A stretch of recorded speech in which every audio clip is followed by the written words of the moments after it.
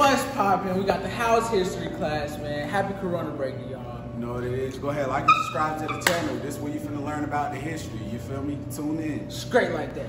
What's up, guys? Coach Howes here, back in action, talking to you today. I'm gonna pick up where I left off yesterday, talking with and about migration. So it is important to remember that people come to the United States for different reasons, and it's important to remember that really they are either coming for a certain reason or they are leaving for a certain reason, and that's what I'm going to be talking to you about today.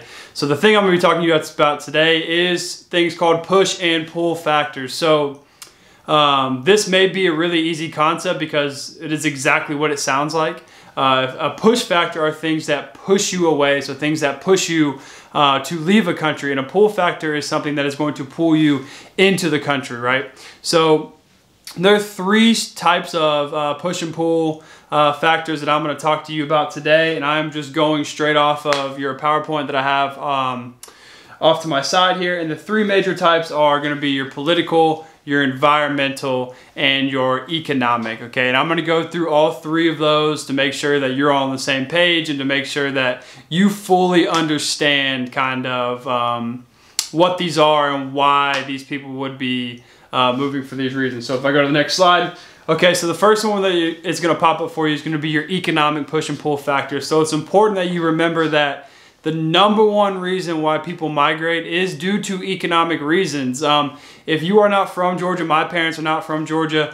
I'm not from Georgia, right? I'm born in Ohio. So if you're asking why my family moved here, that is going to be because of economic opportunity. And a lot of your family is probably the same way. So the big thing with me and my dad and my mom and my little sister is we were up in Ohio, and my dad got a job opportunity down here in Atlanta. And so it was kind of a no-brainer at the time. My parents were younger, so they moved down here to Atlanta. Okay, that's an economic push and pull. Now it's important, it's kind of like your centrifugal and centripetal forces that I talked about last unit. What is a push is inherently going to be a pull. Let me kind of elaborate on that. So when you're talking about an economic push and pull, so an economic push may be lack of job opportunities or lack of job availability. So this could be, for example, my father, okay? I guess the example would be, you know, there was not a job opportunity available for him in Columbus, Ohio, like there would be for him in Atlanta. So his economic push was the lack of job availability in his specific technology field. And then the economic pull, right? So the pull for Atlanta would be he has the ability to obtain a job. Why is a job important? Because he has to support two kids, right? Me and my little sister. So as you all get older, you realize children are expensive, right? Now we kind of talked about that as you go through birth rates, death rates, and that kind of demographic stuff. So that is your economic push and pulls. And the next one we're going to talk about is going to be your cultural push and pulls. And there's two types of cultural push and pulls that are the ones that you really need to be focusing on. Okay, the first one you need to focus on is the cultural push of slavery. So slavery is not a new topic to you all. You all start from elementary school learning about what slavery is, how it impacts the United States, definitely. But more importantly, you're kind of learning, and you'll learn, especially as you go to world history next year, how did slavery impact the world? So that is something to kind of keep in mind. And so slavery is one cultural push. The other one is going to be political instability. So political instability is important because if you don't like the president or if you don't like the leader of your nation, you can leave. That can be a cultural push, meaning, for example, every year, or not every year, but every 4 years, or more likely every new president that is elected, there's a lot of people saying, okay, I'm going to leave.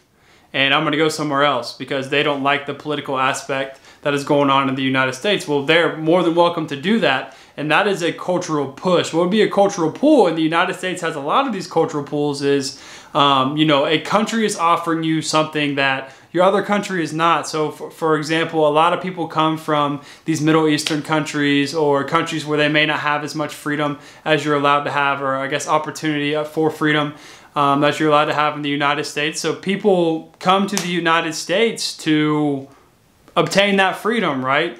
They come for the American dream, the American way, the American right, the right that you can come to the United States and you can build your wealth and you can build up through the classes. The term social mobility pops into my head, but you can build up through all of your classes of, you know, lower class to middle class to higher class, and you may not have that ability of where you're coming from. That, to us in the United States, is a cultural pool, okay?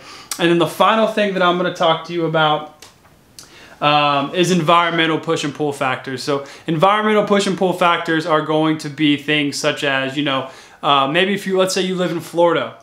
Okay, well, if you don't like hurricanes, is it probably the best idea that you live in Florida? No. Same thing, I guess another flip example could be, let's say you're living in Montana or Wyoming or North Dakota or the states that you all forget about that are up north, and you don't like snow and you don't like cold winters. All right, well, that's probably not a good idea for you to live there. So a push and pull factor for that may be that, you know, you don't like hurricanes in Florida. Okay, that's the push. If hurricane season has been terrible the last couple years and you think you and your family cannot take it anymore, that push is moving to Georgia or Tennessee or wherever, an in-state that is not surrounded by the ocean, because you don't want to have to deal with the hurricane stuff. So that makes sense. So again, that's a cultural push and pull. The environmental. The environmental pull, also when looking at this, can be, you know, let's say you're retiring. Okay, let's go to the flip side of Florida. Let's say you're retiring, you're in New York, you know, you've worked in New York for 45 years, you want to go someplace warm, right? So when I talked about population charts a couple units back, we showed you one of Naples, Florida, and it's flipped. So the larger portion is at the top in comparison to the bottom, meaning you have more old people than you do young people. And I kind of asked you guys, you know, why is this? And you all said, well, when people retire, you know, they go to the Sunshine State, they go to Florida. And that's exactly right. So that could be another environmental pull, is you like the weather, or it's better for your health, you have more sunshine, or, you know, that is a pull.